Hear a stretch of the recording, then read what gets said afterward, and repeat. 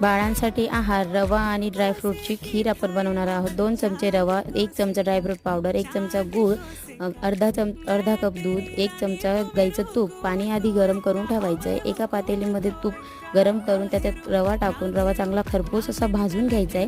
रवा भाजून झाल्यावर त्याच्यात गरम केलेलं पाणी थोडं ॲड करायचं आहे आणि त्याला मस्त शिजवायचं आहे। त्याच्यानंतर गरम केलेलं दूध त्याच्यात मिक्स करायचं आहे आणि हलवून घ्यायचं आहे थोडं। त्याच्यात नंतर 1 चमचा ड्रायफ्रूट पावडर आणि 2 चमचे गूळ ते टाकून चांगलं हलवायचं आहे।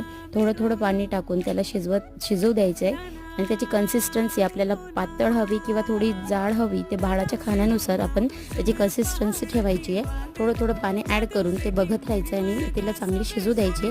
त्यानंतर त्यात थोडंसं टाकायचं आहे चिमूटभर मीठ आणि आता हिला चांगली शिजल्यानंतर तिला एका बाउलमध्ये काढून बाळाला थोडं थंड झाल्यानंतर सर्व करायचे।